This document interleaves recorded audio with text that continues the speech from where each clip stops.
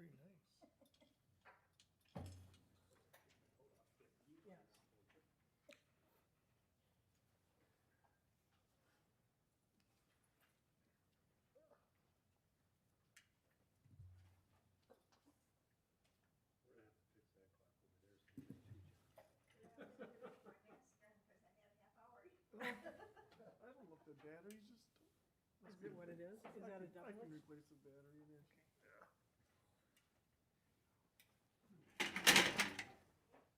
Is it a triple or double A? That's just a double A. Yeah, let's turn it upside down so people won't. I'll just We're put it gonna- on time for now, Okay, so it looks like. We'll see how bad it is. See if it keeps up. and you are live.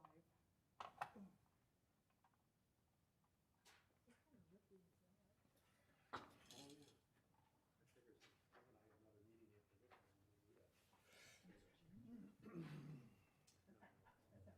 Oh, I was gonna say. No, it's not. It's right there. All the way from Australia. I'll read it after this meeting, or during. Stay awake till 4 o'clock. Probably gonna sit down. We should just call it maybe to order. 1 o'clock already? Yes, it is, sir. Sound good? Good afternoon. Today is February 8th, 2021, 1 o'clock.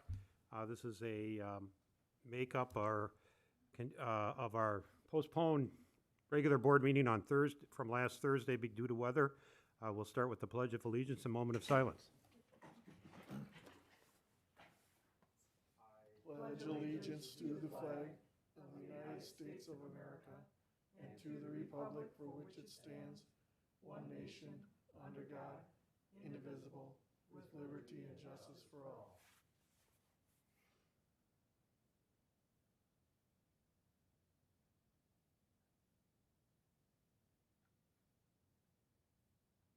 Thank you, everyone. Roll call and open meeting law compliance check. President Carl Fortner. Present. Trustee Jim Solani. Present. Trustee Gary Wildy. Present. Trustee Fred Mahalik. Present. Trustee Lorene Dashik. Present. Mr. President, note for record, you do have a quorum of your village board. Also note for the record that DPW Director John Henneberry is present. Mr. President, the agenda was posted inside and outside the Vernon Town Hall to the media on the Town of Vernon's website and other entities within the Village of Vernon. You are in full compliance with the open meetings law. Okay, thank you. Next up is public comments. There is no public in the audience, at least physically here. So we will go right to the agenda. 5A, Human Resource Committee recommendations on the interviewing process and procedures for candidates for clerk, administrator, and treasurer position.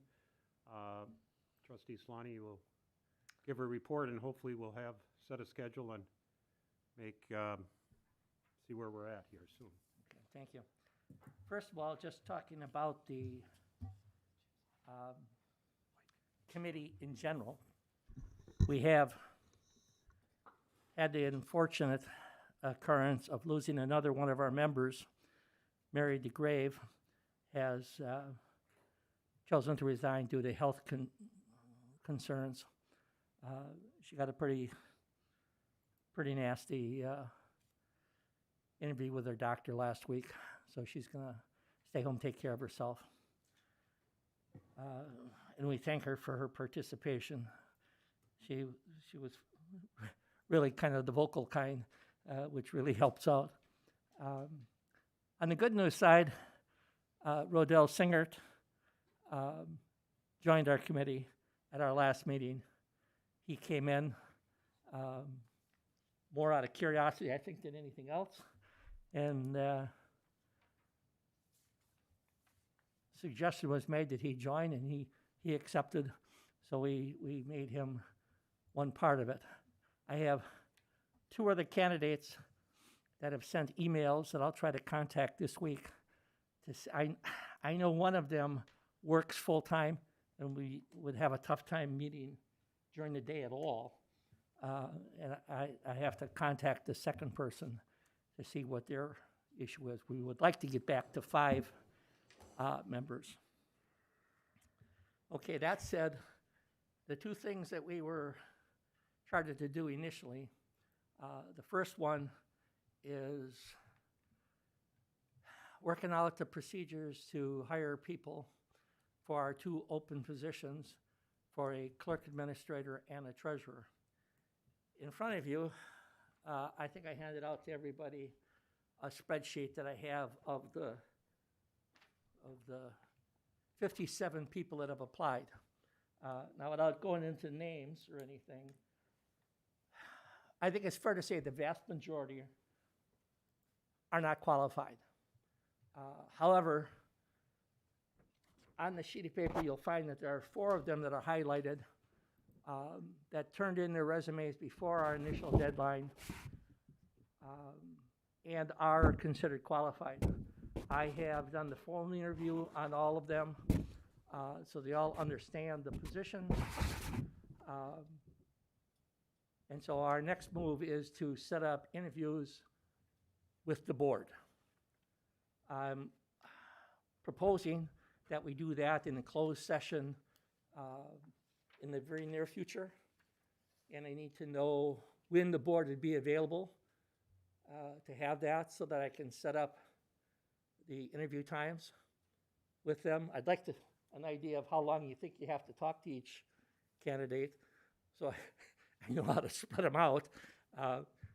I know I talked for probably 10 minutes on the shortest one and probably well over a half an hour on the one on one of the other ones, and somewhere in between on all of them. Most of that was primarily making sure that you understood what the position really was. Okay, so going from that, I've highlighted the 4 in green. There are the initial contacts. There are other people on the list that are in fact qualified for the positions. Okay, be it the clerk admin or the treasurer.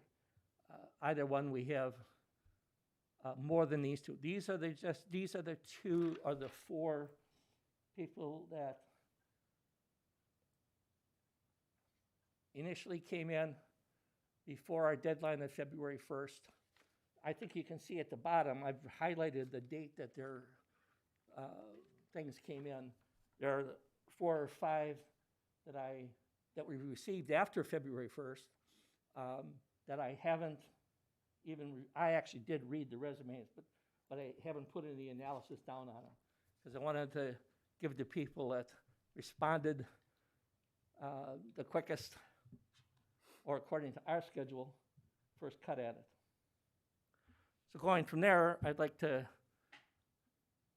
hear the board's concept of when we can meet, how long you think we need, that type of a thing. And then I'll set up the the committee will set up the appointments, and I'll get all of you copies of the pertinent resumes. Thank you for that. I think this is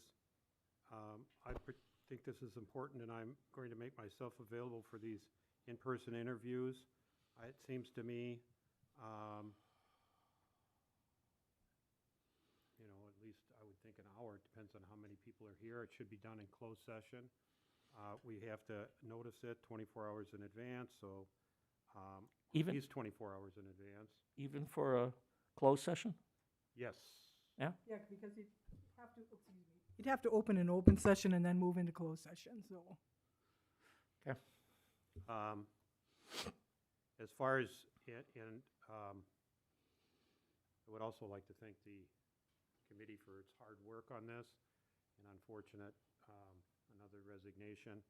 I will say that it'd be great, like Trustee Solani said, that we have more interest in it, but those appointments need to be made at the board and approved by the board under our ordinances, so the committee itself can't just invite people on. So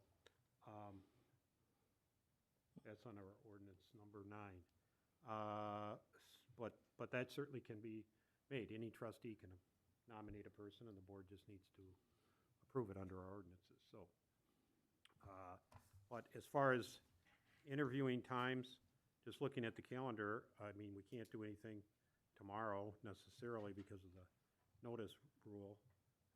The 10th, Wednesday, we do have a call at 1 o'clock with Robert W. Baird on the Plan Commission meeting at 7, but I'm generally available on the 11th and 12th and can work around, you know, other schedules, which is this week, Thursday and Friday.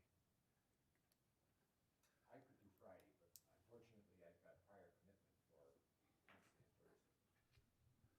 Okay. Trustee Wildy? Whatever, yeah, Friday. You're flexible? Okay. I'm open the 11th and 12th. As am I. So you're out the 11th. Shall we shoot for the 12th? Yep, that looks good.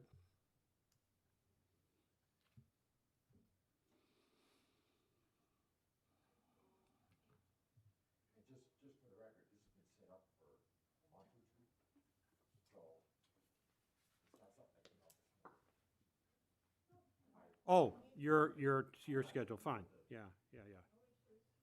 Yeah. It's very important, but I can't.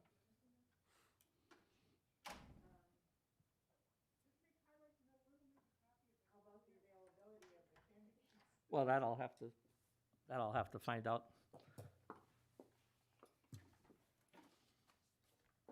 Right, see if we can come in. I'll Yeah, be flexible during the day. I mean, during the day, it'd be nice to not come and go and, you know. but I know for certain that two of them are, three of them. Yeah, for sure, three of them are available during the day, barring some other predetermined issue. So we should be in pretty good shape for Friday for the majority. I just don't know about the fourth one. And how long do we think we should set them up, or how far apart should I space them? Or do we want them just to all come in at basically at one time, or? Well, you need to space them out. I'd say at least an hour. If you're spacing, it'd probably space them 2 hours just in case an hour isn't enough and we go over, and if possible, or at least an hour and a half. I don't know what other people's feelings are. I mean, Jim, you've talked to him on the interview, Right, on the telephone for a screening interview at least. right. Like I say, I was probably, on three of them, we're half an hour, you know.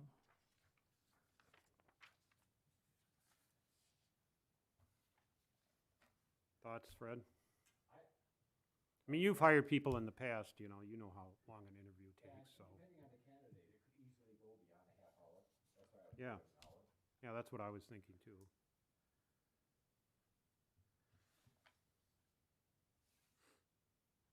And then if I could ask, because of government stuff, can we, after the candidate leaves the closed session, can we then talk about the candidate, or is that not permitted? Yes, yes. Yeah, that's kind of why you want to do it the closed session, to be honest with you. It's also for the candidate. Yeah, Why would they want to put it out over the air as to what their background is? right. But I don't know what we can do as a board to talk about a particular candidate, but we can. So that would lend itself then going to the hour. Right.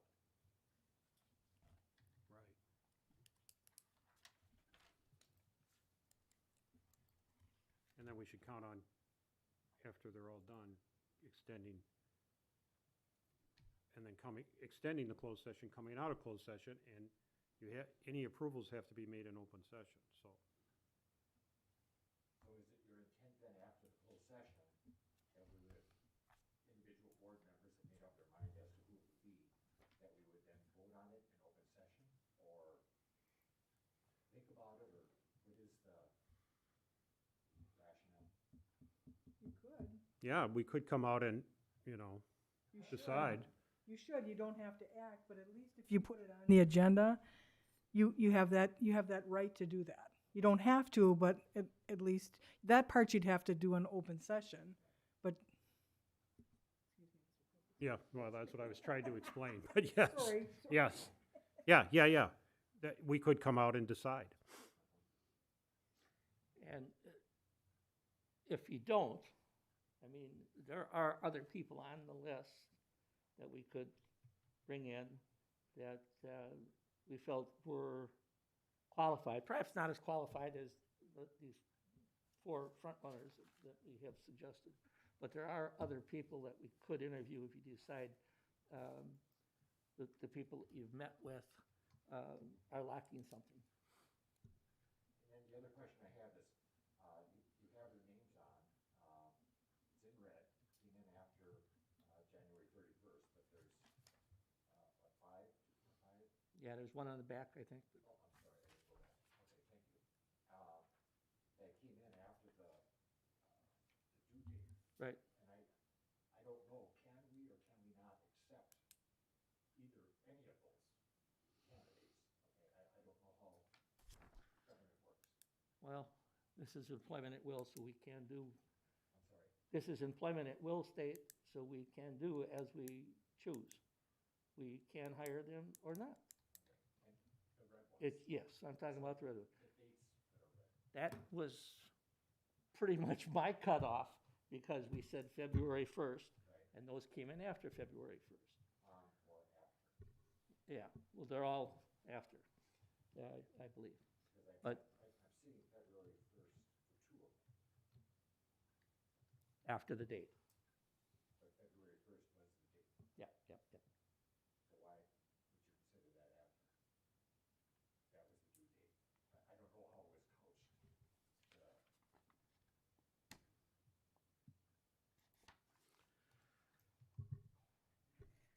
I give up.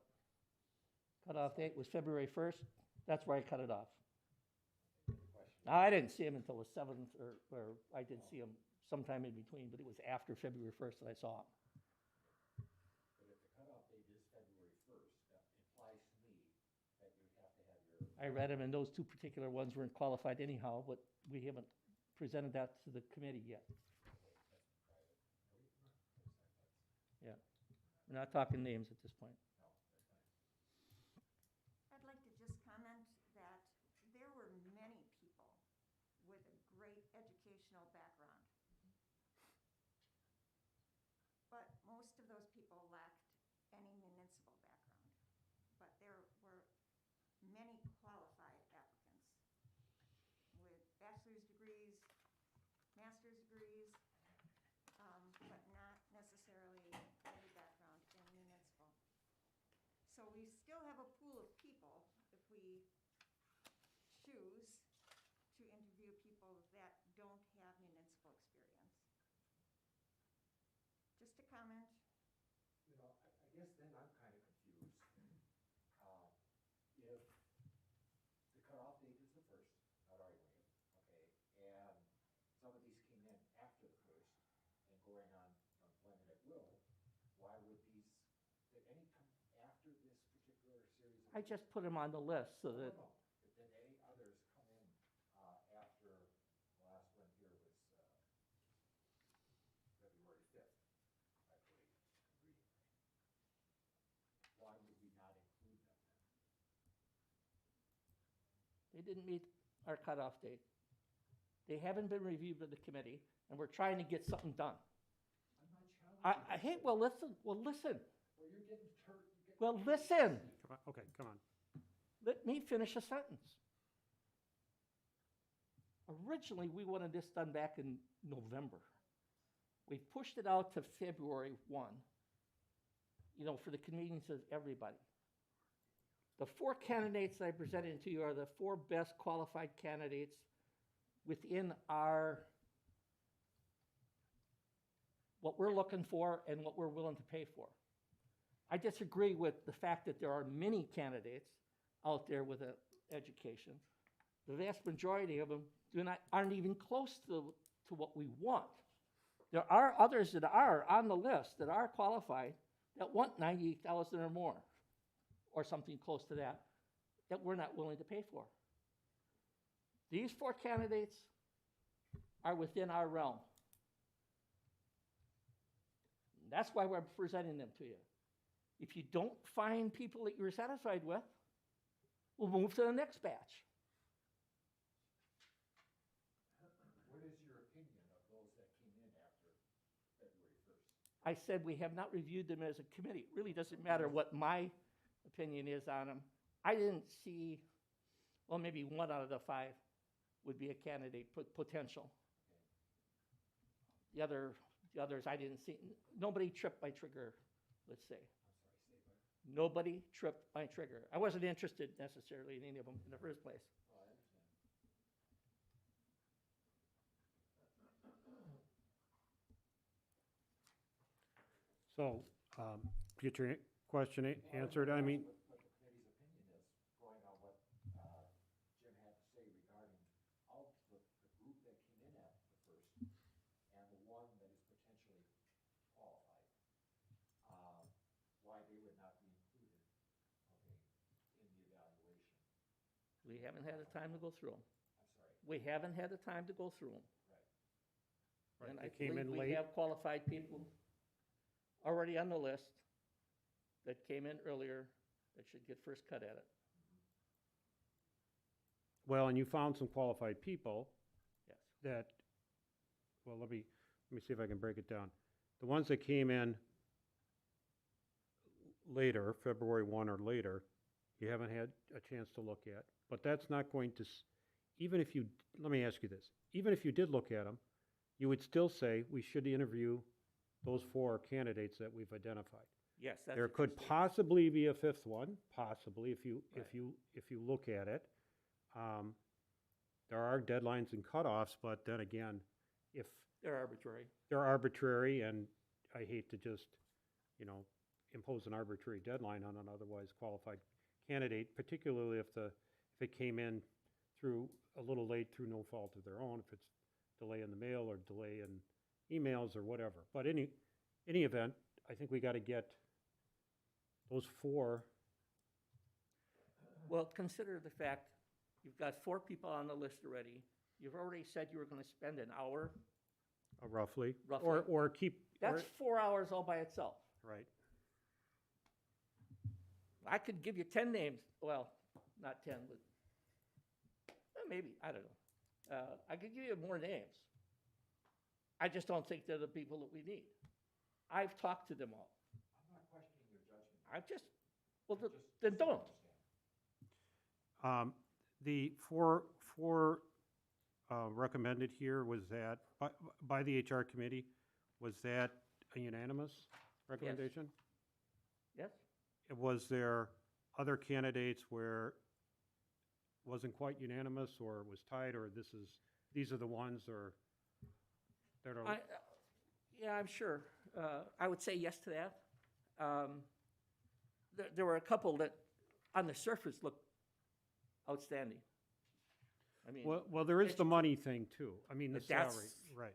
there is either the money thing or the fact that they were applied for the clerk's position, really aren't qualified. The clerk would have been a great part-time treasurer.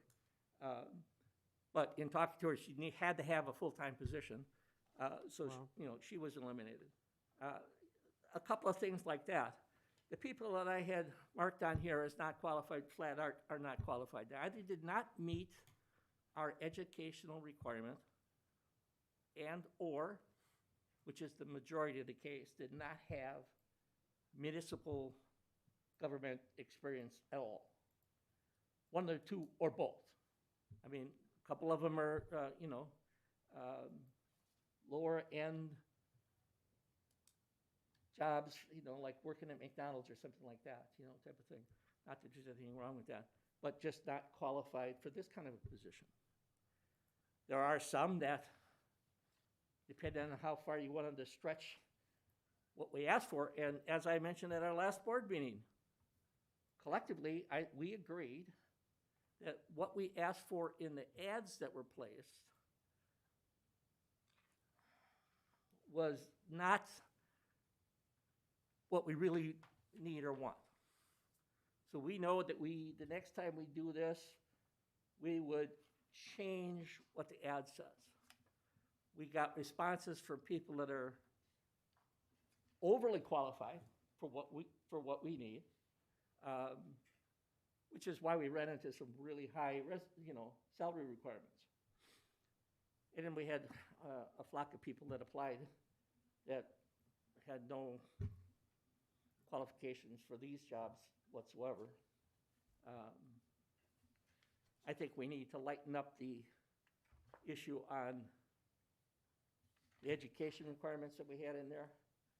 And we should have included a salary range in the ad, which would have eliminated some of the high-end ones. Probably, not necessarily, because some people are willing to take a pay cut to get started, but, you know, if they're reasonably close enough. So if we start with the 4, and you see what you want, the one, there's one person in there for a treasurer that, outstanding, freaking outstanding. You guys make up your mind on that, for sure. And I had the same opinion on the clerk's position as well. So, you know, I'm confident that what we are recommending is what we need. Whether the rest of the board is, that's up to you guys. But there's no sense in tying up a whole bunch of other people if that ain't gonna happen anyhow. Now, we say we got 4 for the 12th. We space them out an hour apiece. When do we wanna start? Because you're already looking at like committing to like 4 hours plus a discussion time, I'm assuming. Does it matter to anybody, or? I'm open all day. Yeah, me too. Might depend upon when these people can actually come Right. in. So we'll leave it can we leave it flexible for now? Yes. Earliest, let's say 9 o'clock. 9 o'clock maybe, yeah, I mean, yeah. because we could get 2 in before lunch and then 2 come in after lunch, you know, that type of thing, possibly. Sure, possibly. Plus, we have to leave time at the end to discuss it and then come out of closed session, so. Right. Jim, not having seen, let me put it a different way. In talking to the candidates, are these 4 candidates within the salary area that we're Yes, talking about? yes, they are. When I said I did the phone interview, that was 2 of the main things I wanted to clarify to make sure that they understood that one of the job positions was part-time, the other one is a full-time, and there was miscommunication with some of the people at that, which I don't understand, because that was very clearly covered in the ad. And then the salary range that I talked with, you know, people are aware of what we're offering, at least in that respect.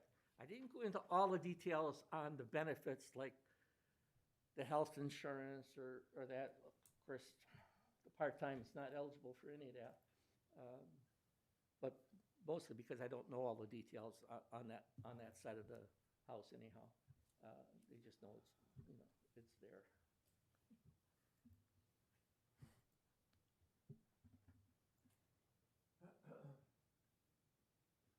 Does the board want me to do an agenda for the 12th from 9 a.m. till 4, subject to, I mean, I can word it, you know, subject to availability of interviewers and subject to taking a recess? I mean, you can do that, Carl, that's your, Yeah, sure. you know, we reconvene in And closed we session. wouldn't even at- necessarily have to start it up at 9. Right, If the first one is in at 10, we But could it- just, I can call you after I get the commitments from people, right. to let you know. Yeah, because we don't have to do it, your agenda till Thursday at Yeah, if you wanna- 8:55. right. Well, 7:45. Yeah, depending on when we start. 'cause the- Exactly. So you could get it ready, go into closed session, come out for decisions on those 2 positions, and I'll have to think and see if there's anything else we need to put on there. Right, Like formally appointing the clerk under a charter ordinance and things like that. Maybe Macy can. right. And the other Say yes issue or you'd want to no think about about is, I mean, not that it has to be, but if you want a contract, that's something else you'd have to think about. I mean, currently you know that there's not one for either positions, Right. Right. but if that would be an issue, that's something you'd have to let us know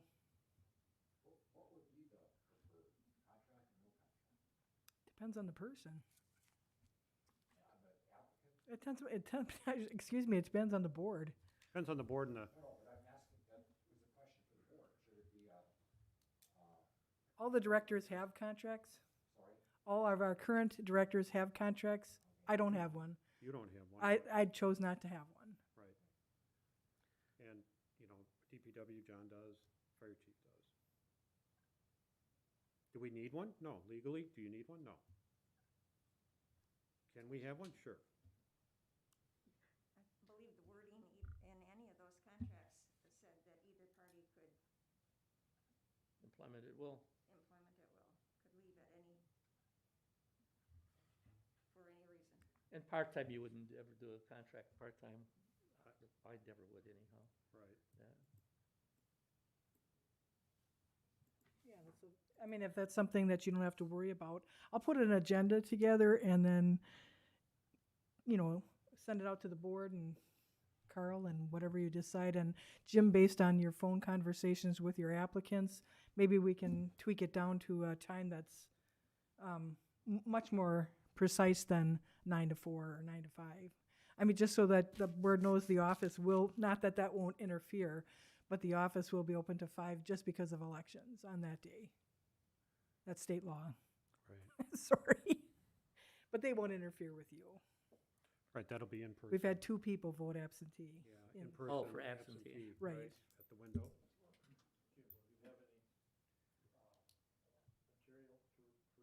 Yeah, I'll get you guys all their resumes, copies of their resumes.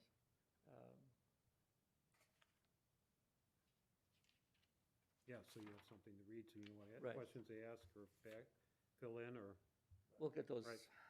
emailed out to you today. okay, I'm just thinking here, Jim and Lorene, is there anything else we need to discuss? And whether do we need formal motions on any of this? I think we have a consensus for Friday, we have a consensus for closed session, we have a consensus to interview the 4 recommended candidates out of the HR.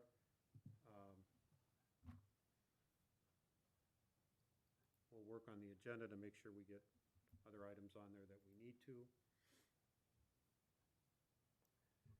Yeah, I think everything is covered with the exception of the other thing. When I started out, I said there were 2 things that we were tasked to do, and the other item is the employee's handbook.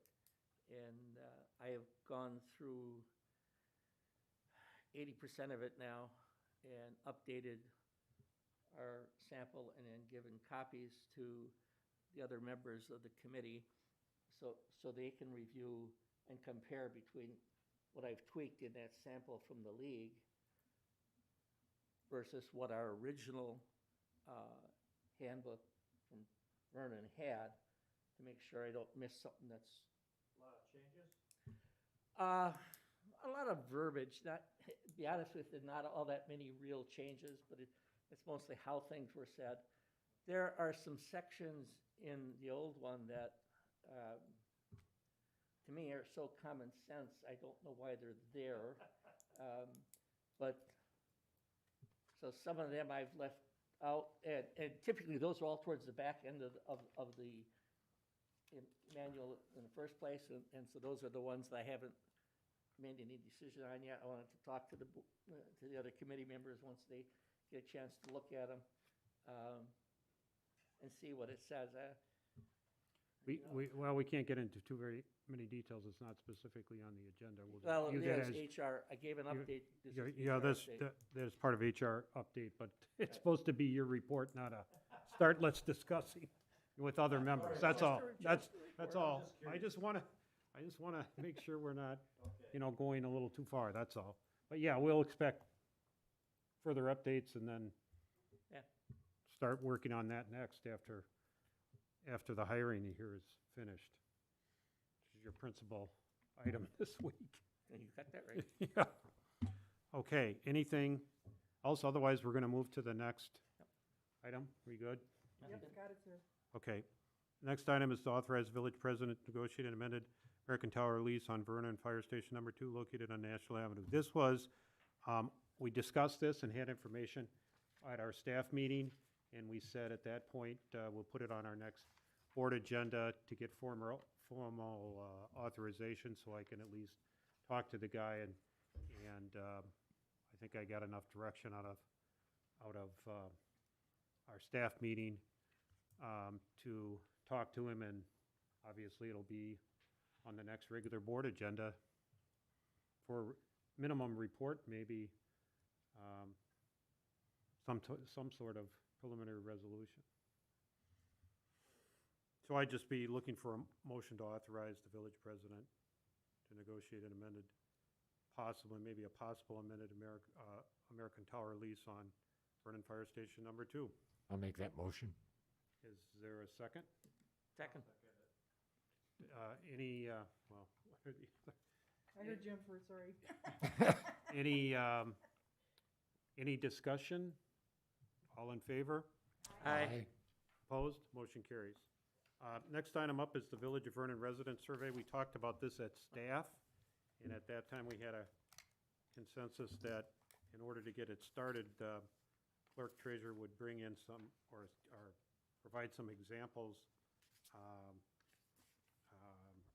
of our public opinion surveys, resident surveys this is from 2000, I think we had, right?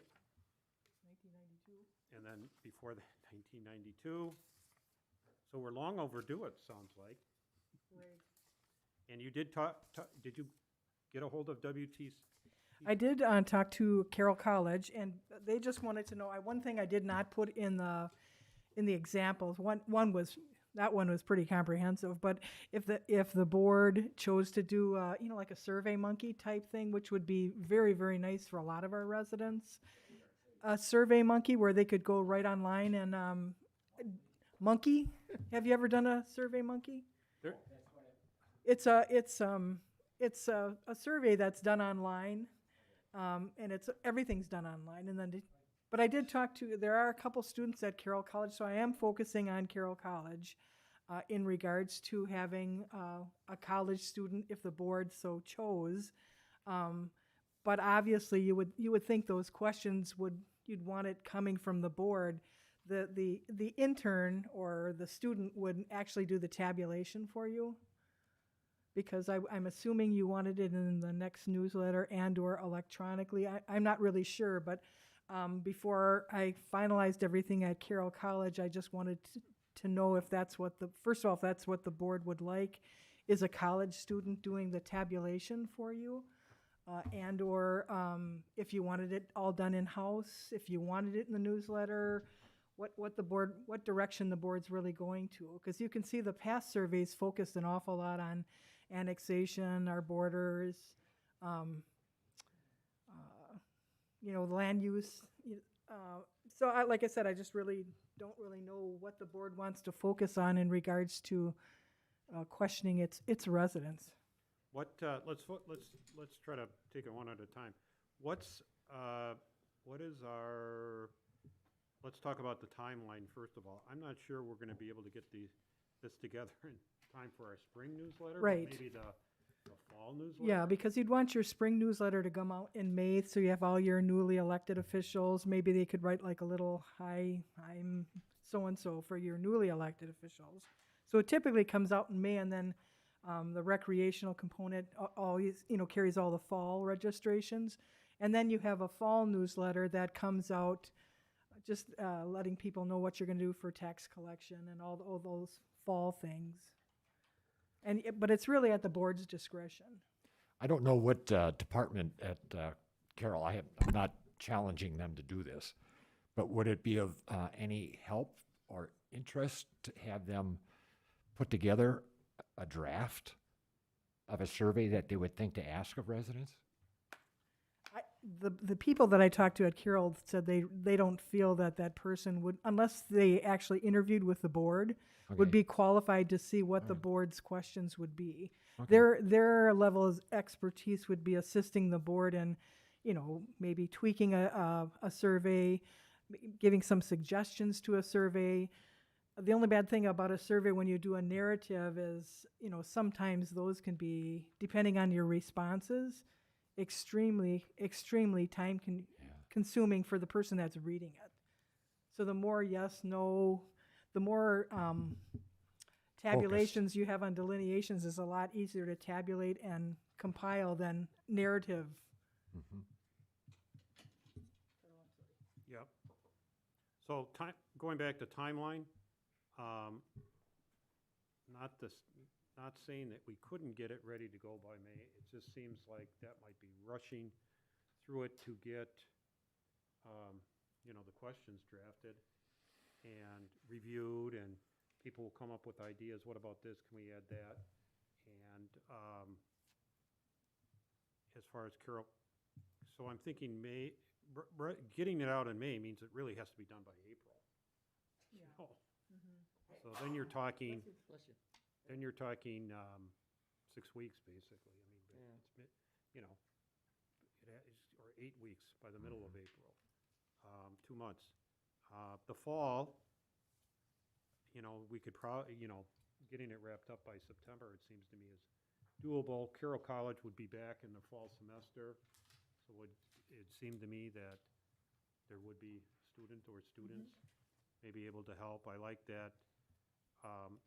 If they're unpaid and they want intern type experience, why not? It'd be a nice project for students. I have no problem working with students. And there are suggestions on wording, they can be our guinea pigs too. Read the question, do you understand it? Type of thing. And I hope the board didn't mind, I did ask for a volunteer, because they did say, is this a paid position? I said, no, I don't, because it's not, paying somebody's not in the budget. But,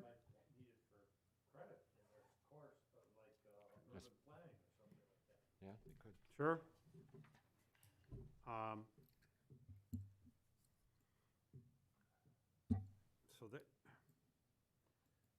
So what are anybody have any thoughts? Maureen? Fred, anything further? No, I just, what's the right word? Is the mailing of this, or how is this going to be transmitted to the residents? And I like the idea of the newsletter, but I don't know if that's going to fit the timeline, because then it saves all the postage and everything else that goes along with it. Well, if we set the timeline so it goes out with the fall newsletter. So you're thinking of the fall newsletter? Right, that's what Yeah, I'm that's thinking, fine. because I don't think we can get it done in May. As Okay. far as an electronic version, that'd be great too, of course, with our residents. You can't just have it electronic. Electronic only, I mean, I've done those, SurveyMonkey is just it's a survey company, and, for a fee, they'll set it up for you, and they track URL addresses, I do believe, keeps people from voting more than once, Do you want to keep this anonymous, or do you want them to sign their name, or make it because it's done electronically, how do you control that, in regard to sending out electronically to individual, or how does it come back, and how do you know if it's not coming back multiple times from the same individual, Well, the resident would have to request a link to the survey. You'd send it by email, and then you'd send them a link, and then the survey would prevent the person from using that code and that link Yeah. multiple times. One time you hit submit, and it's gone, and you could not go back into it. Okay, So- see, I'm not that Yeah. technology funded, but that's a concern that I'd have, is somebody trying to overload the system with, individual responses that favor something that they're in favor of. Right, and of course, the trouble with the electronic and Yeah, good. paper, they could do an electronic one, and we couldn't control the paper at that Fine, point. that's why I just was wondering how that would work. Right, and then, of course, we're gonna have people saying, well, I answered this way, my spouse wants to fill it out a different way, and. that happens. That Well, happens. You're hitting I didn't even think of it, Carl, but are you talking about a survey going to the residents, or going to I'm going to use the word voters of that residence? Well, it'd be, You touched on something interesting. I Do didn't, both. you can do both. I mean, you've got, if you think of the categories of people, you've got property owners who don't live on the property. right? You've got residents who live on the property that don't own the property. Right? Renters or relatives or whatever. And just because you're a resident doesn't necessarily mean you're a registered voter. If you're a registered voter, part of your swearing or confirming as a registered voter that you are a resident, okay, so. But there are residents, if you will, that are not registered voters here because they're registered somewhere else. They're part-time residents, let's say, here. They maybe consider themselves full-time Florida residents and have a summer home here.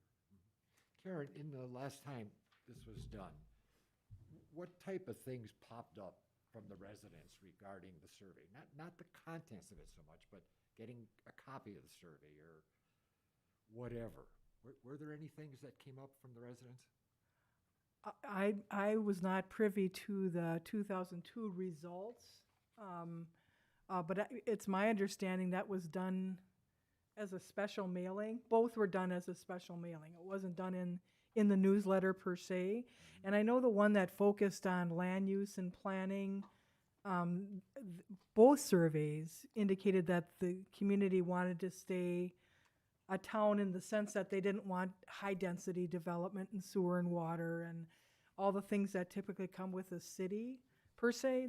They love the flavor of Vernon and trying to preserve, not stop development, but not look to overdevelop or have low-density development, and of course, they always want their taxes to be as low as possible. No charge. What I was thinking more of, did you get any complaints from the residents regarding the questionnaire going out to two spouses, a family unit, or anything like that? Yeah, I wouldn't be able to comment on Okay. on Right. that. I wouldn't know what the formalities would have been. I was just curious to then? see if some people responded and say, oh, da, da, da, da. But there was one sent to each household. Now, if someone came in and said, my spouse answered this way, and I'd like to, I don't know how they handled those internal questions or requests. The other thing I'd like to provide to the board also is some experiences at other communities. I didn't have the time to do that, but I thought that might be a good thing to look at what other communities have surveyed for, what their responses were. Sometimes, Yeah, response rates, right. is it 10%, 20, Right, I'd want to, 80, 5? I mean, I know statistics aren't always pleasant, but it's kind of nice to see what other communities did do, what their responses, what were they asking, what were the what was the prevailing issue. Sometimes that has a big factor in a survey also.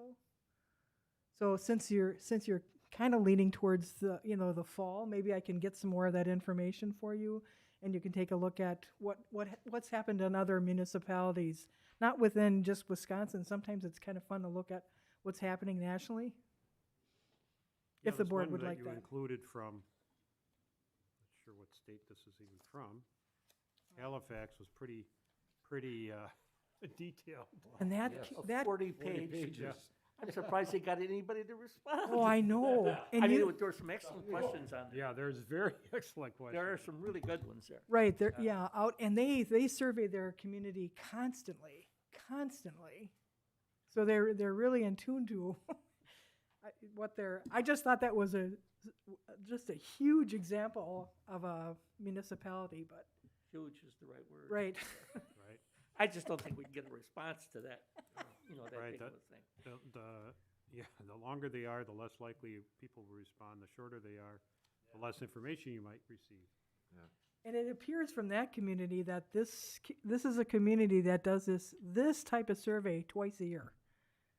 And the response is phenomenal. So it must be something that Is it- the village, yeah, Great in their citizenry that, right. Karen, edify me, who is it a community Halifax, or is that a firm Halifax? That's or the community. And that is located?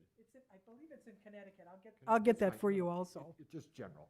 Yeah, out east, the townships in out east do, and so do the villages and cities, but their townships are totally different than our townships in Wisconsin. Okay. But like I said, I'll get you some more examples and some more statistical information that might help But you make a decision. whoever said it, I don't know who's gonna sit down and spend this much time on a survey, okay? Right, And Well, there- and there this will is a- be some shrinkage, period. right. There has to be. We might want to consider the concept of two surveys. One very generalistic, to get some feedback onto the general topics that people are interested in, and then one, the next one that would follow up on those topics with more detail in it. Might be a way to go to. That's a good idea. I mean, just to make it, Well, you could, if you're gonna do a more general one, you could shoot one out in the spring newsletter. What topics would you like to see? Yeah. Check these boxes, Oh. you know, land use, services, tax rates, you know, big, broad general categories, I'm hearing you say, Jim. right, And based on that little mini survey in the fall, then we'd have some direction about what questions to ask. Could do it that way too. yeah. I'm just thinking the newsletter just to save postage. Postage is so expensive now. Right. And we've got 3,000, comes 2,950, I think, newsletters, something like that. Yeah, yep. Yeah. Mhm. And so it is a big undertaking to do separate mailings, you know? Right. That way, if we were, at least on the first one, if we were able to make it part of the newsletter, to get the general ones, you know, that is, Then we can develop more specific questions. yeah, And I would say we should do it in probably a workshop fashion. Yeah. Sitting around, not at a regular board meeting, but in Right. a workshop, and just work our way through. And invite like DPW and fire I was gonna EMS. say to a staff meeting, Right. where we would have, you know, because I see one of these surveys really zeroed in on DPW, where they weren't happy with Town Line or one of the, Right. one of the roads, but, Not you, John. no. Well, yeah, I mean, part of it is, in tabulation, we would need help tabulating, especially if we say other with a blank line. People write down the street names or something, for example, or write down the recreational programs that they'd like to see as another example. And then you're reading people's writing and trying to tabulate, and that's time consuming, Right. so. And based on that comment, are we encouraging narratives or are we encouraging yes and no answers? I would probably encourage yes and no, but it's always nice to have a little spot where people can Oh, at the write end, their own yeah. comments in. Overall comments, agreed. Right, and the people who are going fast, yes and no, okay, yes, I need more police, don't need police, whatever, bing, bing, bing, bing. Place for your comments, I don't have time, I'll just send it in, you know? Yeah. It's always nice to have a little option there. People will write on it anyway. Say again, Carl. What I was- said people will write on the margin anyway if you No, don't but leave prior them to that, you space. said something, okay. Right.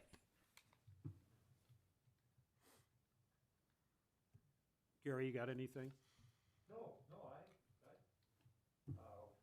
went through one of these, a couple of them, and they can be pretty informative, shows direction, you know, give you some direction, particularly when it comes to services or something like that. Maybe there's something that people would like to see that we're not doing, or there's things that we're doing that they don't like, you know, that comes as a good way to get some good input from the residents, I think. Well, and particularly now we're not a village, sorry. That would change our. Now we staff. are a village versus a town, See what they where you do. don't have the annual town hall meeting. So this would give them a good opportunity to express opinions. Yep. I had a couple of people ask me, how's things going as a village? Is there much difference between now and the town? I said, no, it's just, there's a lot of minor stuff that's cropping up, but it's nothing that's overwhelming, you know. Right, it's just a different form, it's just a different form of government. The big thing is,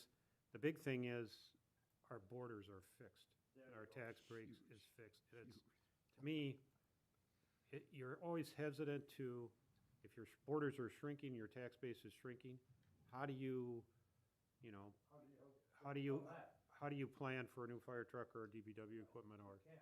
you can't really, because you don't know what the tax base is gonna be in the future to pay for it. Right. That's the problem. Carlos, on that, is there any way that the village status could be taken away from us? I know it's not an agenda, but No, no, it's no, fixed. it's done. It's fixed. It's fixed now. Thank you. The only thing is you could bump up to a village after you met that criteria, city, City. City. after you met that criteria. Well, you know, Call it villages and, sanitation. yeah, villages and towns are pretty similar as far as municipal structure and boards. A city is completely different with their wards and aldermen and mayors and, you know, towns and villages are pretty similar. Cities is it's a different way of operating municipal government.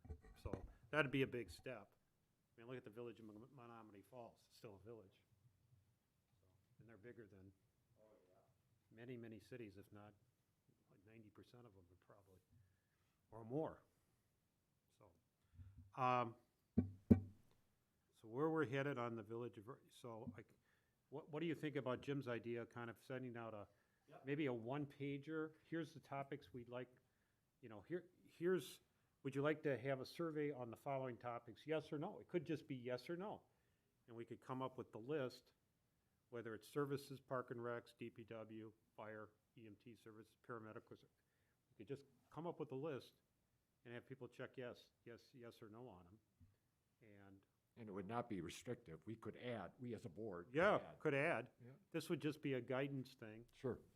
And then if the board wouldn't mind, we could have the people, they could either respond by dropping it off, they could mail it, they could email their responses, just to make it as easy as possible for residents to respond however they felt was most appropriate for them.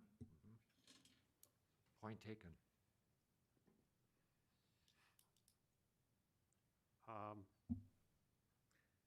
Because it's really what we need to know to do our job.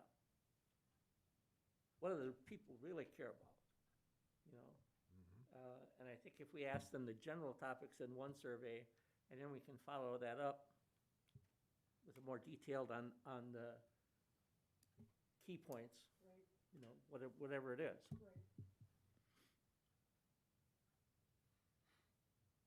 So how best to proceed with that? We're gonna have, I would say a one-pager. And the people could pull it out of their newsletter, vote it, fold it in half, drop it off, drop it in the mail. Well, that we could work on right away for the board to take a crack at and say, I like this, I want that. We could at least give you an example for you to look at and say, add this, take off that. We could give you a starting point and then you guys could critique it and formalize it based upon what you feel your overall categories could be or should be or maybe. Is that okay? Because on one page, you could get an awful lot of categories. Yeah. On one page. Couple columns, you know, type of a thing, with just check marks on them for a follow-up. Right. But what we could get ready for the next board meeting is an example for you to look at and say, you know, if you like that idea, if you don't like that idea, if you feel, sometimes planning and zoning can be extremely comprehensive depending on, you know, what you're trying to find out. And so much of our land use planning and amendments are going to be based upon what the census information is, which we won't have till this fall anyway, but. But this go around, we could ask if they want to have survey on our land use plans. And we could have some detailed questions. Do you like bigger lots, smaller lots? The sewer and water thing could be a question in there. We all think we know what the answer to that is, but it'd be nice to get it confirmed, which I think it will be overwhelmingly, but, but those are the kind of things. The easier we can make it for the silent majority to actually say something, I think, the better the information's gonna be for us. Right, and we need a high response rate too. That's, You know, low response rates are too easy to dismiss. They mean something, but they don't mean as much if there's high response rate. right, the low response rate, you're gonna get the people that are outspoken in the first place. And you're not gonna get as much silent majority type information. Right. Okay, so that's, do we have a consensus then on kind of the two-step approach? First step is one page. Let's get some topics of ideas. and then get that in the spring newsletter. And the second phase would be work over the summer based on the results of that spring newsletter survey, expanded questionnaires, and try to keep them, short and sweet, less narrative, and think of your questions, things that I think are relevant to, I know you guys won't be on the board, but we'd appreciate your input before you leave, because you've been public officials for a long time. Mandatory. Term limits. That could be one of the questions. I don't even know if that's legal, but might take well, I know what the answer is federally. I don't know what it is in the state, but I don't know about municipalities. Yeah. If it's even permitted, but under the statutes. But as I tell people, if you like term limits, vote them out. Limit their term. Okay, we have a consensus then for next week, everybody? Okay. Correspondence, announcements, and report. Village Board President, Village Trustees. We'll start with Trustee Dashik. We'll reverse order today. I have nothing to report. I have not had a communication with any residents on any issues. Trustee Mahalik. Again, compliments to DPW for people that have called me complimenting the DPW department on the services provided. And the only thing that I would wonder, okay, now I'm speaking specifically of Center and National, where the plows come, everything is fine and wonderful, but the berms are quite high. Is there anything you could do with a blade to lop off the top of that so you can see down the road? Because you have to come out pretty far. He was doing that today, actually. Oh, okay. I'm not, that's not a criticism. No. Okay, because the county does. We have that everywhere. So we said we gotta push this stuff back for vision, open it up. Yeah, thank you, John. That, And what's the board same way coming out, going west, coming off of Skyline, you have to creep out pretty far, John. I know that's a county highway and everything, but it's really getting to be, well, there's too much snow. There's no place to put it. Right. That's the problem. I'm just thinking if you used like the wing, to clip it off, I'm not asking you to plow it back, but take off the mountain peak. But otherwise, very nice compliments from people. May I ask, have you had any mail? Should I even talk about those things that are on the side of the road? Just wait till the next APs. I didn't want to say the word. The kiss of death. Yeah, we had a little incident with the mailboxes. Say again? We had a little incident with the mailboxes, a couple of them, but Okay. Are they, and in your opinion, professional opinion, were they the type of mailboxes that were looking to fall over? no, Okay, there was operator error. okay, that's fine. Because when I've gone around to deliver flyers, I look at some of these mailboxes and I'm appalled that the mail carriers even deliver. So there's a lot of those. Most of them, there's about this much of the post left holding it up. Yeah, and then they're And canted a little bit of back snow 30. weight knocks them right off, so yeah. That's all I have, thank you. Thank you. Trustee Wilding. Yeah, just a couple of police things. The police, an email went around in our subdivision. There's a person that, like a neighborhood, keeps a watch on what's going on in the neighborhood. And she indicated that a car got broke into, some money was taken out of it in our subdivision. And I as many times as we emphasize that if you're gonna keep your car out, lock it up, or, it just, especially idiotic to leave money in a car, that's besides the point, but, and I also heard, did the deputy report to you anything about, a series of mailboxes that were smashed down in our subdivision? Cause a neighbor said something about 6 or 7 of them in one area were just total. Gary, you're referring to Millbrook? Pardon? Millbrook? It wasn't by the snowplows, it was. No, but it's It was by the snowplows? Oh, okay, Like I'm sorry, Ken? I thought it was indicated to me that it was possible that it was vandalism, somebody had done it on purpose. No. That was, Well, that then was- I've I've talked to probably 90% of them already. Okay, thanks, John. I didn't realize it was. Yeah. that Wild since wing. you were talking- I thought, Well, I thought it was somebody, a new guy on that route, was when I had two guys out with the corona. We were covering other routes, the three Yeah. of us, and yeah. he had a new guy covering that route and just unfamiliar with it. And he had his wing down, not realizing it was down, Ah, and pretty much Well, it. took him out as he went along. In the past, we've had some incidents where mailboxes have been destroyed by people and this, email that went out indicated that, they thought it was vandalism. They didn't realize the snowplow got it. But as long as you're aware of it, that's fine and dandy. Yeah. So, other than that, I didn't have any other, No. except that I just can't believe people will leave their cars out and leave one locked. you I know. agree. This, Well, last, this is not, this isn't downtown Milwaukee where you're Right. gonna have problems, but we still have people that are going out and looking for stuff like this, you know, so. The best thing to do is put it in a garage, you know, I know there's some people that got more stuff in their garage than cars, but, you know, last night on the news, they had a special on that, that yeah, the amount of stolen cars yeah. has gone up Oh, yes. astronomical because people are starting their cars and letting them warm up. And they're leaving them unlocked. Now, I can't even do that with my car. If you start it to, you know, the door's gotta be locked. Yeah. You know, but, that, you know, I think, and the sad thing, though, on that news announcement was that it's majority are kids stealing the cars. Taking them for joyrides, as young as 12, you know. I don't have anything else out there.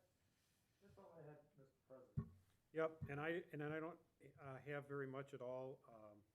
I did receive, I think I mentioned earlier, just on when you were shorthanded, people were saying, where are you guys, where are you guys? But eventually all got done. I know you were shorthanded because of illness at that point, but, and it's a little tough to get it down to dry pavement now because it's been so cold.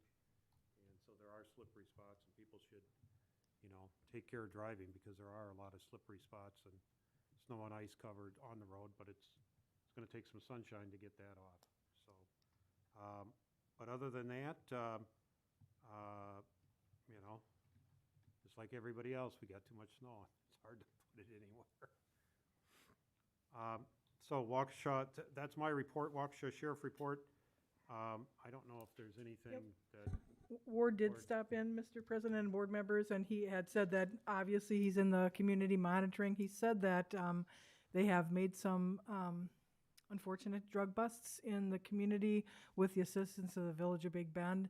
Village of Big Bend also apprehended a person that the sheriff's department was looking for, which they were very appreciative to. So, but Ward had said he's been in the community. One thing he is going to be working on is the letters or stopping by people's homes that unfortunately John's going to report on that are driving in the road during a snowstorm in front of the plows. So they are stopping, you know, if time warrants it, to let residents know that what you're doing is a violation. But other than that, as far as DPW, I'm going to defer to John, but Ward does stop in occasionally, and we are working with the Sheriff's Department on the citation issue and the other issue with the municipal government, municipal court, which will be coming to you probably in the next board meeting for you to discuss more. That's the report from the Sheriff's Department, Mr. President. thank you. John, DPW report, we've got a long list for you there. Yeah. Well, I'm gonna start off like what Karen said. You could go around all day long and there's people plowing, leaving piles across the streets or whatnot, you know, and just making a mess out of stuff. But we can't physically stop and you know, acknowledge every single one of them. We'd never get anything done. So, and talking with him, you know, I'd like to see as he drives around if he could take note and do something about on his own kind of thing, without having to report it all the time. But it's almost impossible because it's so abundant out there. It's you can't pinpoint one or two people 'Cause It seems to get worse the more snow we have and people are, well, like I said before, the ATVs are been a biggest Oh, they- culprit right now because they're, a lot of them with plows and they cannot push it far enough off the road. It just starts to back up and next thing you know, they're out half a lane or whatever. And I've got guys that, fill up the cul-de-sacs. They push all their snow from their driveways into the cul-de-sac. And then come in, I got a couple of those. We come in, there's a big pile in the center of the cul-de-sac. So now we gotta remove that, you know, I mean, so it's an ongoing battle, but, I guess my biggest gripe was I had 3 vehicles that were parked overnight against ordinance rules, and, I did get the license plate and information for, Ward, but obviously he couldn't do nothing after the fact. He did tell me just from now on, call the sheriff's department when it's happening or at the time, and they'll send somebody out. Because he was off that day or whatever, and this was like 3 days later by the time he got in, and really didn't feel like he could do anything about it after that, so, which is understandable, but, so my biggest thing is, you know, I've already cited 2 of these people, I've given them, flyers. As we go around, I'll stick a flyer under their windshield wiper or whatnot, just to say, hey, here's the ordinance, you're not supposed to be parking overnight. You know, I try and warn them at least once, and 2 out of the 3 did receive those warnings. So, I was kinda hoping to catch them again, but I think it's just a matter of time, we will. well, just so the residents know, we don't really want to ticket and fine anybody. I think we just expect them to follow the rules. The Right. rules are there, the overnight parking is there so the streets can get cleaned. Right, The no plowing snow across the roads are because the tailings are out in the middle of the road and they create slick spots, they melt and they freeze. yeah, and and It's they a leave, safety issue. they leave piles out there, and once them piles freeze and we hit them with our wings or something, we're just damaging our equipment, so I'm more afraid of, actually a vehicle or somebody hitting those Right. hard piles, that's gonna create somebody's Right, gonna it's a have an safety accident, issue. you know what I mean, so it's a safety thing, so. I just, but then again, you could go around all day long and people are doing it everywhere, you know, and you try and, most of the people that I stop and talk to, they're good about it, they'll stop doing it. But again, you can't sit and physically stop and talk to everybody when you're in the middle of a snowstorm, so it's kinda hard to do. But, And then, while we're on snow removal, John, question for you is, what about the little fire, I hate to call them fire hydrants because they're not pressurized water, but they're water cisterns and that. Should people be plowing out for the DPW if they're on your property? We've been, I know the fire department seemingly doesn't care anymore about them. no, they don't, and we just, last week, I just told them, guys, when we're going out cleaning up, go in, dip in, and at least clean out in front of them, so they're accessible with our In plows. case they are needed. Right, and again, I don't know how many are really being used or not, but at least they're there, they're accessible if need be, you know? So we're trying to clean them out a little bit as we can. I mean, we don't physically get out and shovel in front of them or nothing, but we'll kind of clear the big pile in front of them out as we go along. So, Do we have many of those? 15? yeah, there's 15 cisterns? quite a few. Some more than you think if you drive around.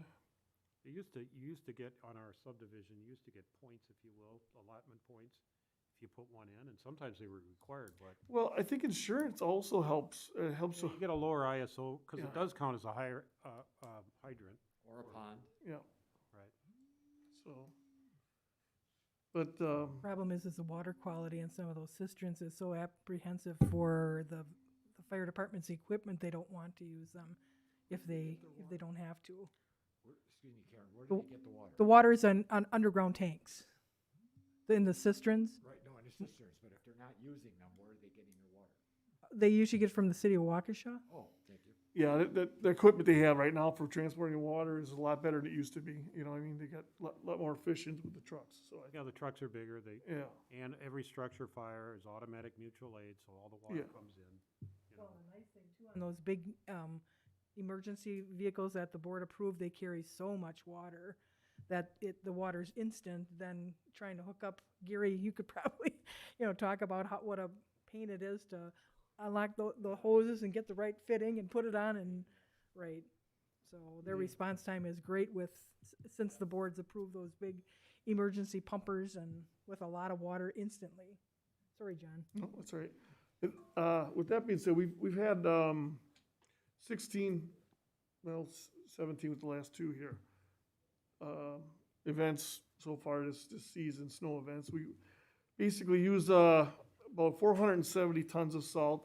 I've gotten 360 tons in, so I'm just down a little bit from what we started out with, but I've still got, what I have, I got 900 tons available, so I got 360 in. So I got plenty more to receive yet, so that's not a problem there. But, let's see what else we got here. Well, as far as like the parks, I don't know if you guys seen that, the invoice for the, city of New Berlin. They called me up with a, want to know if we wanted a piece of equipment for our baseball diamonds. And I said, yeah, we would be interested in purchasing that. It's a three-wheeled, it's called a Sand Pro. It's for excavating, grading off ball diamonds. They've got 13 of them. They've got 13 diamonds. They've got 2 of these. Brand new, those are about $20,000. And they offered us one for $3,500 because that was all they were going to get for a trade-in. So I said, well, no, we're getting your used one. Yeah, used. But for a trade-in, they would only have gotten 35. that much for a trade-in. So, he knows that all we're using is a drag right now for our ball diamonds. And I've spent almost $4,000 last year on hiring people come in and to regrade our diamonds and stuff. So this is gonna help us tremendously, basically keep up with those diamonds. And I know Mike's already talking about having more, select teams down here that using both fields versus just maybe the one. So I'd like to try and keep up on these fields a little better with this equipment. It's definitely gonna help us do that job. So, and then there was also a trailer that they were getting rid of.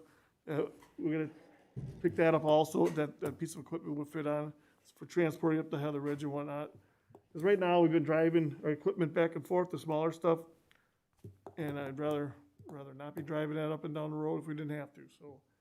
But, And John, you do have a park maintenance fund, so yeah, that's where those, it's coming out of the professional maintenance fees. he does have a funds. fund for that, just, Budgeted? Yeah, yeah, yes. Yep. I mean, Not specific. oh yeah, it's in there, yeah, yeah. I just don't have to hire a professional, like somebody outside to do it.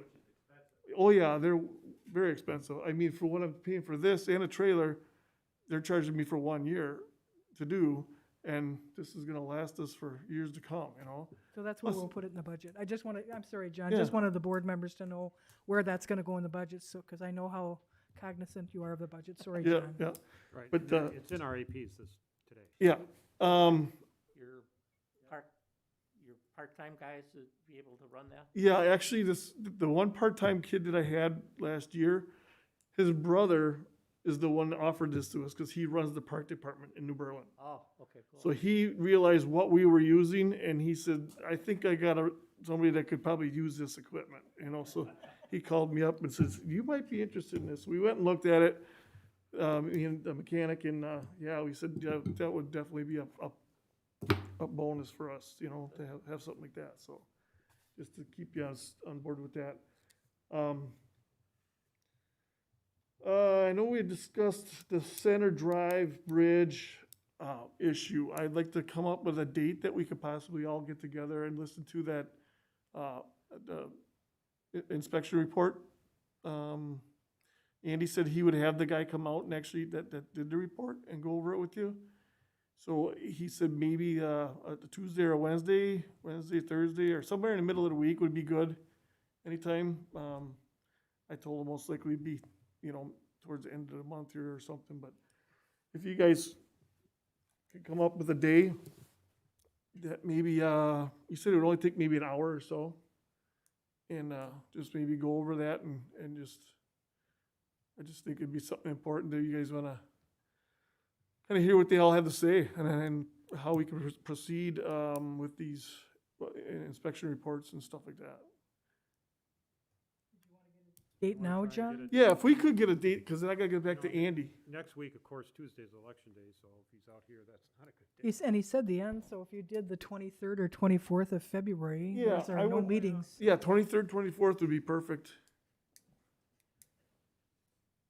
Yeah, we should try to get him in the morning or in the afternoon? I would say morning. He said maybe like 10 o'clock or something, Yeah, or earlier, if you want. or earlier, that's fine. You want to get at 9 o'clock just to get it done by 10? Yeah, that would be fine too.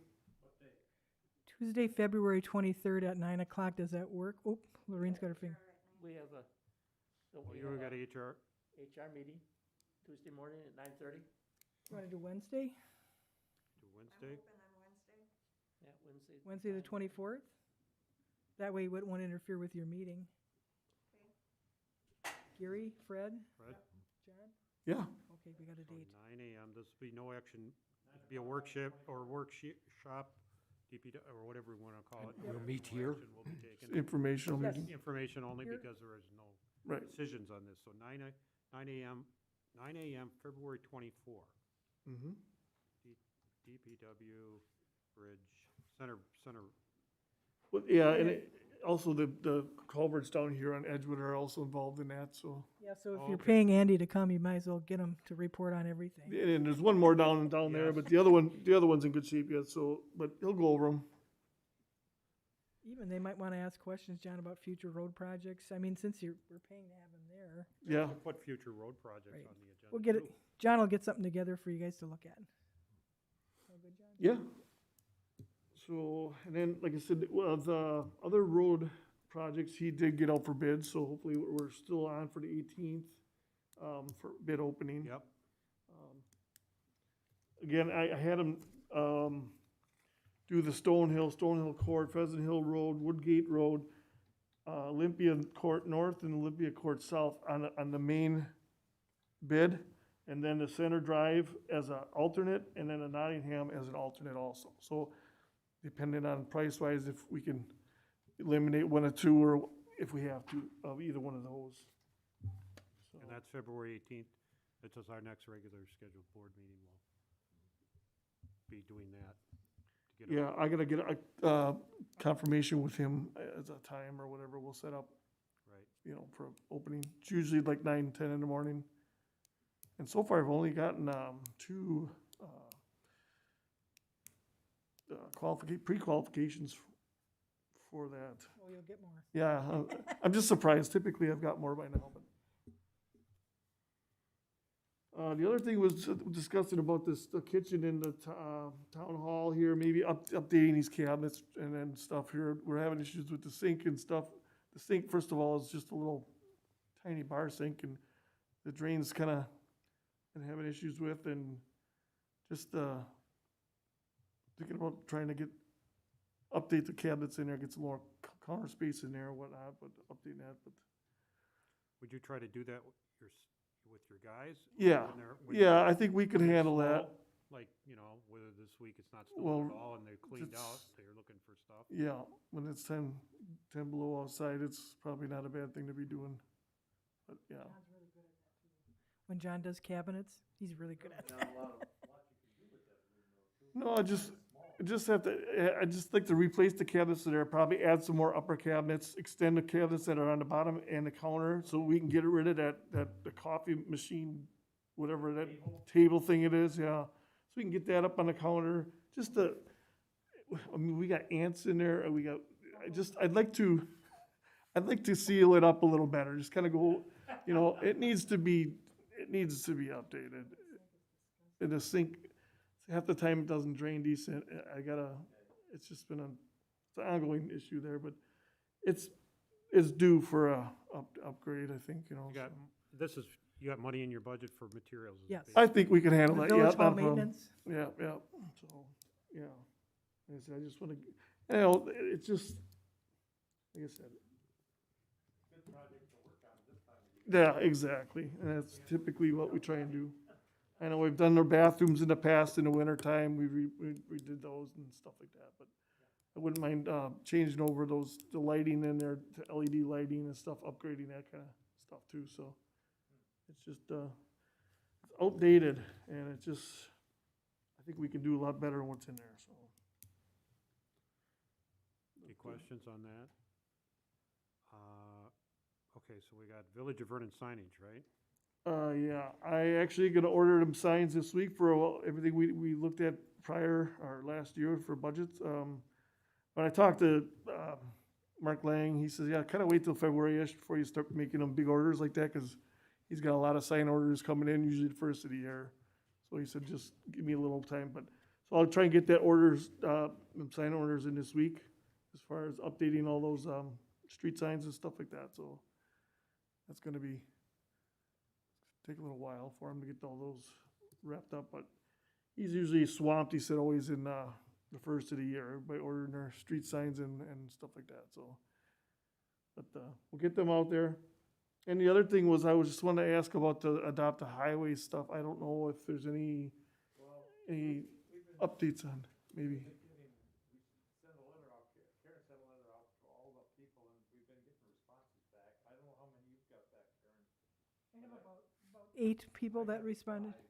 So you got a good response of who's gonna continue and who's not. Yeah, right. I only had one turn down. All the rest of them want to continue on with the, but, I told them right now, it depends on how soon we can get the signs and, you know. We didn't budget for that. Approval and stuff. We didn't budget. Not for the no, but, That would be a 2022 budget. Yeah. Yeah, we only budgeted for part of the signs. right, but I was just curious, cause I got people like, Chrisman down here dropped out. So, I mean, we have an opening there. Oh, we have a replacement for that. Okay, that's what I'm kinda wondering, I didn't know how, if you guys are, Well, we didn't want to really, go into this until we got a complete response back from all of the. Yeah, so okay, Gary will probably on the next agenda, Gary.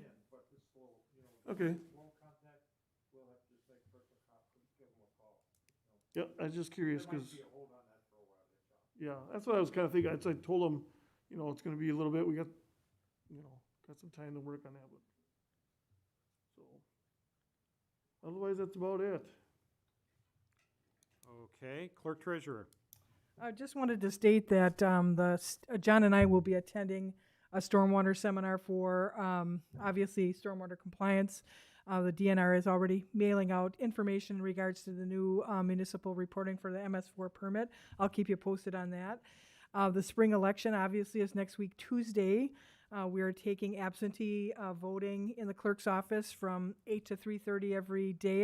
If those times are not convenient, please call and I can meet anybody by appointment.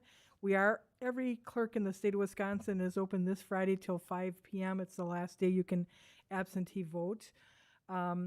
We are having our entire election here at the Village Hall. That's all on Facebook and we are going to have it in this room because of the weather and the needs of the DPW department. We can't physically even use the garage, so everything's going to be here. And so I'm going to bring them into the building inspector's office down the hall and in here. So So we can kind of keep them 6 feet apart in Right. case there's a line. as much as we can, and if the we line can be inside. right, yes. So I mean, really, that's you got to work with what you have, and unfortunately, we don't have a lot.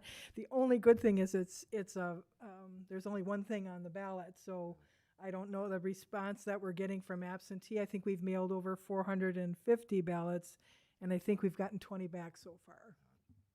You expect a pretty good response? No, the county's estimating 15% of the voters, Thank you. and most of those are probably it definitely can find absentees, so they're not expecting a big turnout. And I have no idea how the weather is going to be, but it doesn't look good for the rest of the week. So just so that everyone knows that people can come in and vote now if they want to. Let's see, last week we had a lot of trouble we had 3 trucks break down from Advanced Waste Management in the last week. 2 of them were in the ditches in Heather Ridge. They were able to get everything picked up. One was actually parked here. That was an up the drive truck that broke down. And Paul, I have to give Paul, our route manager, a lot of credit on following through and get everything picked up. A lot of people called on my cell phone which is nice because then I can shoot Paul an email and he's got an exact listing of everybody who was missing when we're going to reschedule. So once again, if you're not getting service, you obviously can call Waste Management. That's great. But if you're not getting service, please call the Village Hall and we'll take care of it for you.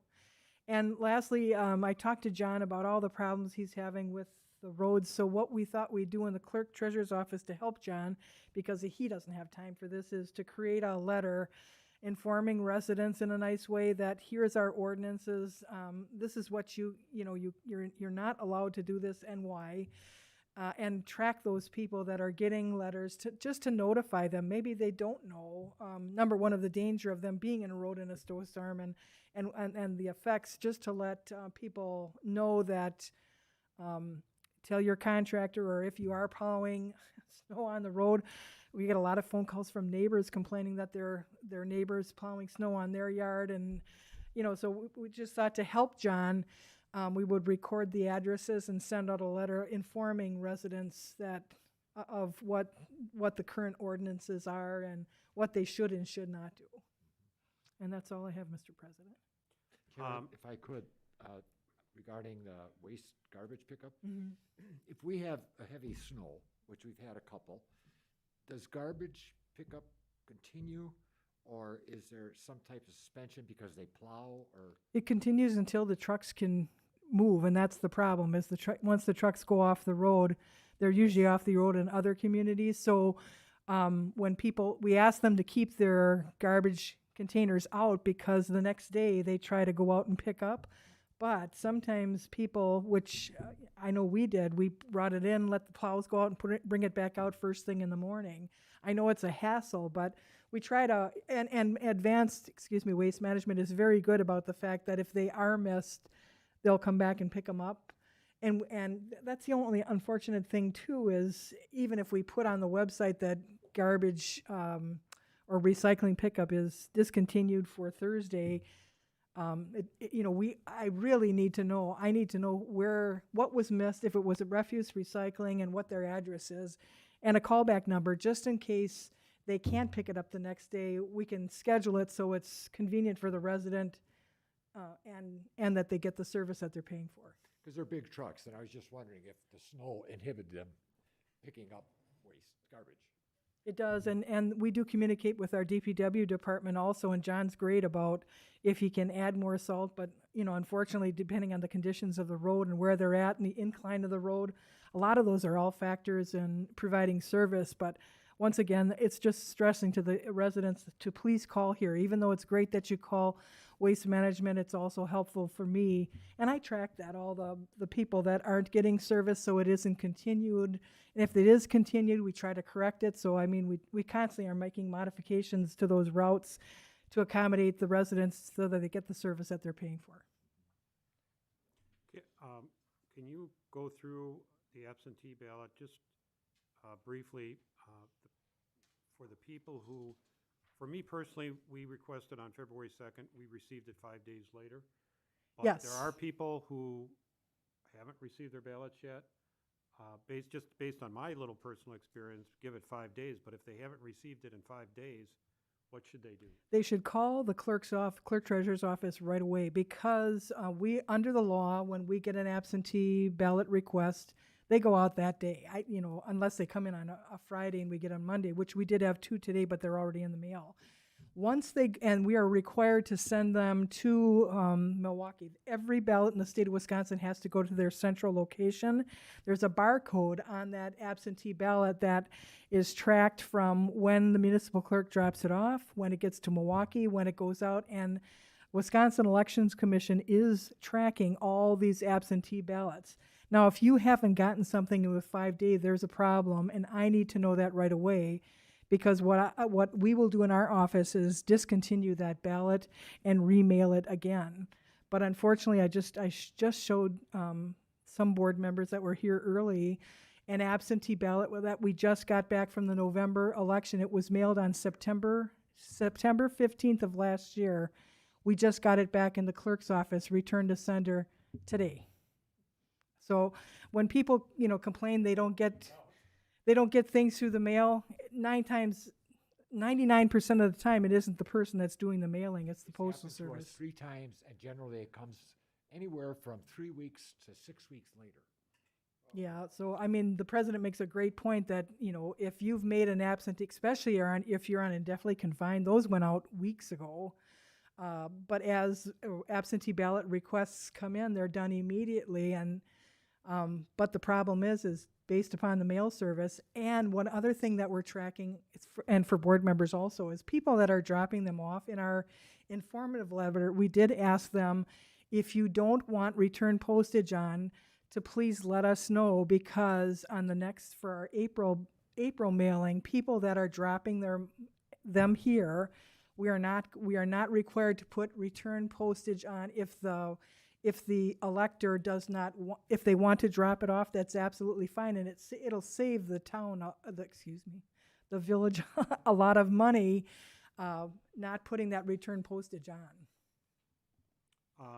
And then if you do have yours, it's, to me, getting late to mail it back if you're giving 5 days, so you should be using our lockbox or And we do have that. person dropping off. We have that in the letter that we send to the residents of what we're experiencing as far as requests being when we mail them, when they're returned. So we're warning people that if it's close to the election day, please don't use the United States Postal Service. We have 24/7 drop-off locations, one at the Village Hall when you first come into the parking lot, the big gray mailbox. That's secure. And then also there's a slot next to the Village Hall doors where people can put their absentee ballots, and they know it gets there then. And if you haven't requested and want to, today is probably your last day Yes, practically speaking. state law allows it Because for, of the 5 days, you're not gonna get your ballot. right. Request it tomorrow, perhaps. But the state law does allow people to ask on Thursday. That's the latest date they can ask is on Thursday. But as the president stated, if we mail it on Thursday, that means it goes out Friday, and the chances of you getting it by Tuesday are, on any election, almost. I don't know why the state law allows that, because I can't drop a ballot off at somebody. It has to go through the Postal Service. Right, that's the issue. So if you're squeezed for time, you need to either in-person vote on election day or in-person vote by this Friday at 5 o'clock. Correct. And if they can't make this Friday, please call me. I'll come in Saturday, Sunday, whatever it takes. For any election, we do it by appointments also, if you can't make the regular time. Okay, thank you. I think those were my questions. Those are, we do have a low turnout spring election primary, but. But you want to give everybody the opportunity. Right, absolutely. Okay, finances. Moving along. Accounts payable, February 8th. And There's a purple document in front of you that has those two tax, one was a manual check and one was the other tax refund that didn't have the other check to it. yeah, there's two that yes, the manual check, and I haven't had a chance to, I'll just take a quick look at that. There's just additional documentation needed. Oh, there's his personal check. Got it.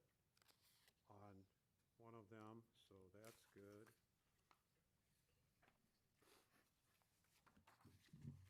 I think my questions, let me see. Craig needs second check. Got And the that. board did see, I didn't put the voided checks in your box. I mean, Lorene and Trustee Dashik and President Fortner have the actual voided checks in that board members are more than welcome to look at. There was a glitch when the checks were being run, and it stopped at one, but you'll see on your purple sheet where it picked them up, and we voided out all those other checks. But the manual check amount is the $60,213.95. Excuse me, that's the AP amount.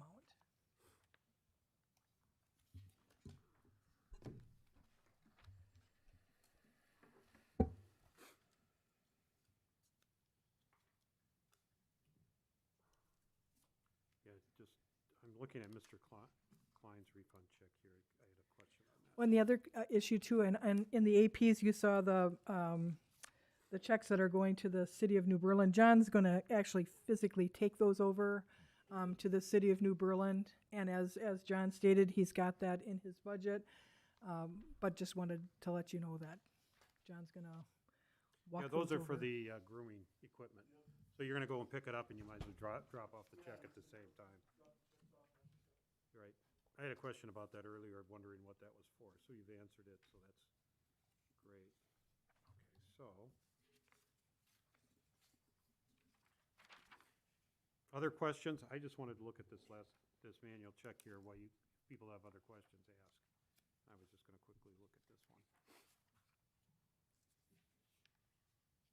And I just did want to state too, when you get to the manual checks, in your APs, there was a request for the $2,000 that we always have to prepay for postage, and then that additional request for the resident that had a refund coming for, you're just about done with that. You've got a couple here, and then you got a few coming, and then you'll be all done with that.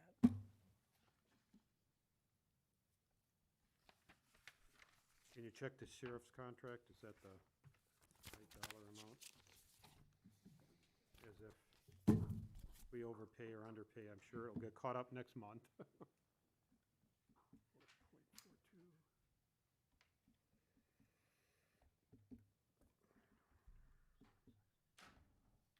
Lorraine, you didn't have anything on these refunds or anything? I didn't realize.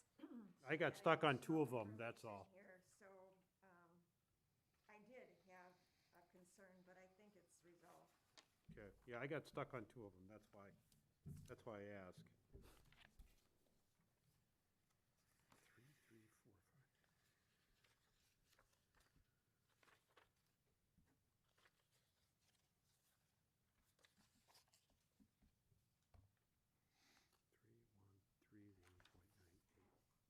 Yeah, that's what she's got. Okay. I'm good on the manual check. I figured it out. Yeah, I think on one of her receipts, it says Citizens, and I took that to be a Citizens Bank check, but it was actually a Wells Fargo check. That's on the, On Klein? That is the right amount, 14. Do you want to see the contract? I believe you, but Yep. I had it calculated. Oh, there it is, per month. Yep. Right. Yep, okay. I was looking for the annual amount, and it's Yeah. actually broken down by the month.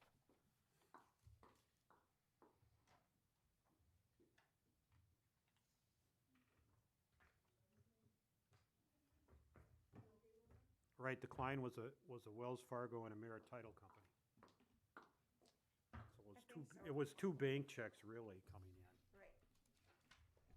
Okay. So we are looking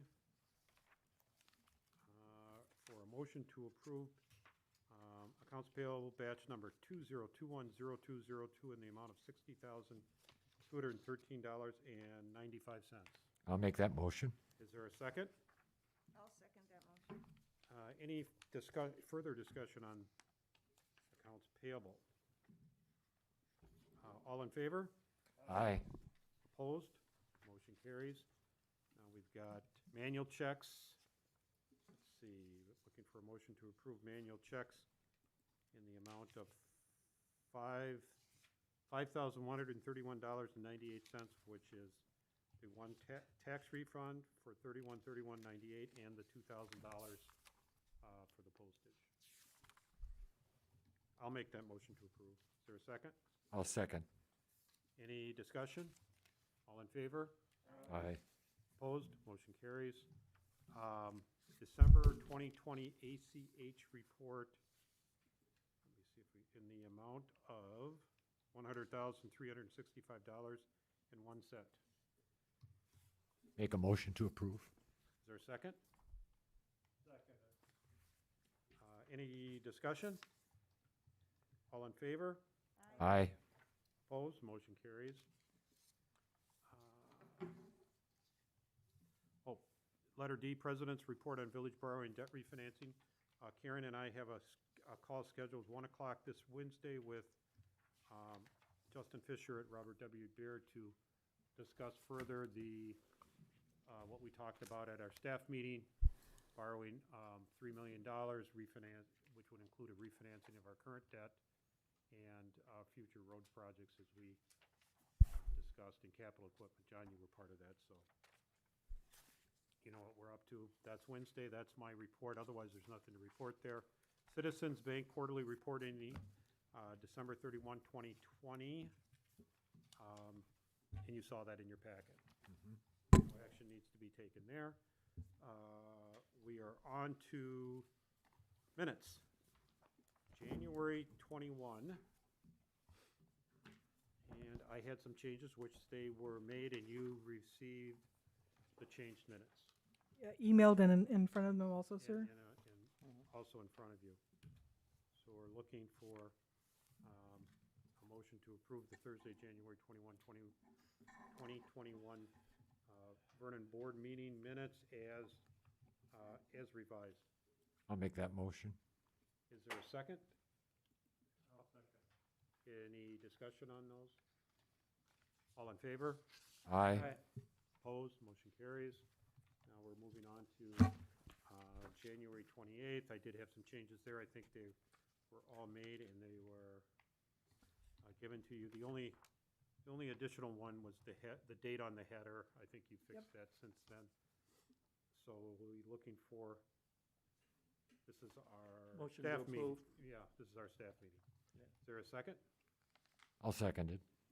Any discussion on those minutes? All in favor? Aye. Opposed? Motion carries. February 2nd, this is our Board and Finance Committee meeting. I did have some changes. I think they were all made and they're in front of you, right? Yep. Yep. And I didn't get the second page, but we did that, Mr. President. Okay. We're looking for a motion to approve the February 2nd, 2021 joint Vernon Board and Finance Committee meeting minutes. I'll make that motion. Is there a second? I'll second that motion. Any further discussion? All in favor? Aye. Opposed? Motion carries. Next meeting dates. We've got regular village board February 18th.